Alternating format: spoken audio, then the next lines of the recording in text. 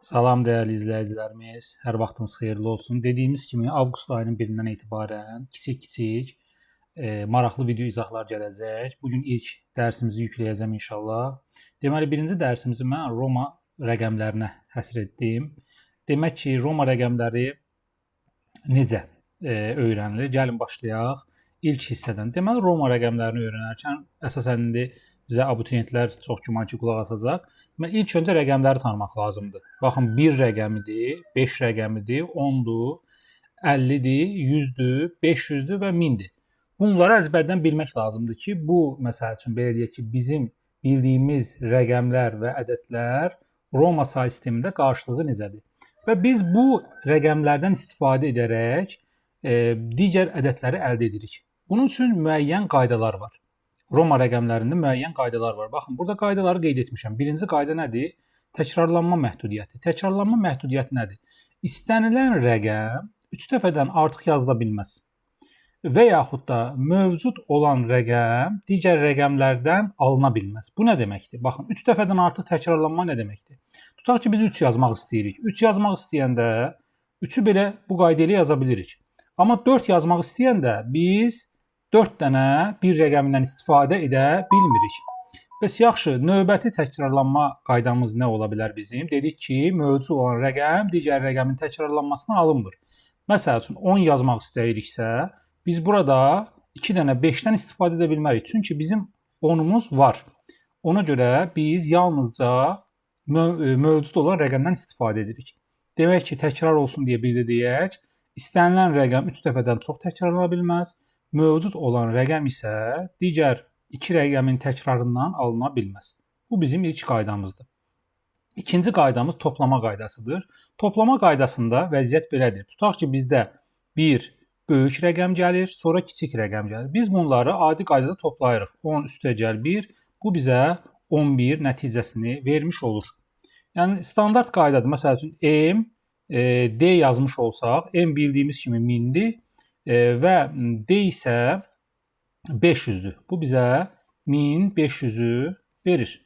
İndi gəlin 3-cü qaydamız olan çıxma qaydasına baxaq. Çıxma qaydasında vəziyyət biraz dəyişikdir. Yadımızda saxlayaq. Biz çıxmadan yalnızca 4-ü və 9-u əldə edə bilərik.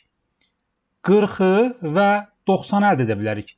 400-ü və 900-ü əldə edə bilərik. 400-ü və 900-ü əldə edə bilərik. Bu nə deməkdir? Bax, məsəl üçün, tutaq ki, biz 4 rəqəmini yazmaq üçün nə etməliyik? 4 rəqəmini yazmaq üçün biz bu yazılış qaydasından istifadə edirik, doğrudurmu? Bunu standart olaraq hər birimiz bilirik məktəbin üzərindəki jurnallardan. 4 yazılış qaydası belədir. Amma məsələn, 3 yazmaq üçün biz 5-dən 2 sol tərəfinə yazaraq yazmırıq. Yəni, 3-ü almaq üçün mütləq şəkildə bizim yazılışımız 3 dənə 1 olmalıdır. Çünki 3 dənə təkrara əvvəldə dediyimiz kimi icazə var. Dediyim kimi, çıxma qaydasından yalnız 4-ü və 9-u ala bilərik, 40-ı və 90-ı ala bilərik, 400-ü və 900-ü ala bilərik, əldə edə bilərik. Və digər məsələyə gəldikdə isə, digər məsələmiz nədir? Bunu biz onluqdan adi bildiyimiz onluq say sistemindəki ədədi Roma say sisteminə keçirəndə əziyyət çəkirik. Normal qaydada belə bir şey yazılıb. Düşünək ki, tutaq ki, burada yazılıb M, 1 və 10 yazılıb. Biz burada nə edirik? Baxın, 1000, üstə gəlsin 1, üstə gəlsin 10. Əgər kiçik rəqəmdən sonra böyük rəqəm gəlirsə, bunun qarşısındakı üstə gəli çıxma eləyirik. Bunu unutmayaq. Və yaxud da adi qaydada belə bir şey yazılıb. 1 üstə gəl 10. Burada isə bunun qarşısına bir dənə mənfi atırıq. 9 eləyir bizim üçün. Yəni, yenə də təkrarlayım. Deməli, kiçik rəqəmdən sonra böyük rəqəm gəldiyi zaman biz kiçik rəqəmin qarşısına minus atırıq. Bizim biraz çətinlik çəkəcəyimiz yer haradır uşaqlar? Bizim biraz çətinlik çəkəcəyimiz yer onluq say sistemində verilən ədəddən biz Roma rəqəmini almağa çalışdığımız zaman. Məsəl üçün, 1495.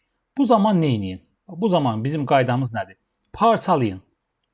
Neçə dənə minlik var? Bir dənə minlik, bir dənə 400, bir dənə 90, bir dənə də 5 var. Düzdürmü?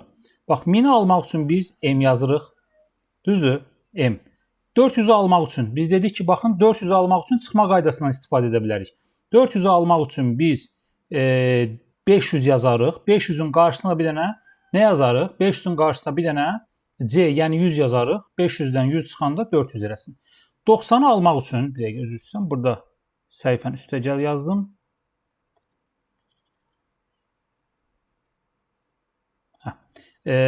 Deməli biz 400-ü yaz. 90-ı almaq üçün də biz 100-ü yazarıq. 100-dən neçə çıxanda 90 eləyir? 10 çıxanda 90 eləyir. 5 də adi bizim bildiyimiz qaydada 5-dir. Baxın belə. 1495 belə yazılır. 1495 yazılmış oldu. İndi mən sizə bir ədəd deyim. Siz bunu şərh bölməsində yazın. Görək necə yazacaqsınız. 3763. Bax, bunu şərh bölməsində sizdən gözləyirəm. Buyurun. Hələlik sağ olun.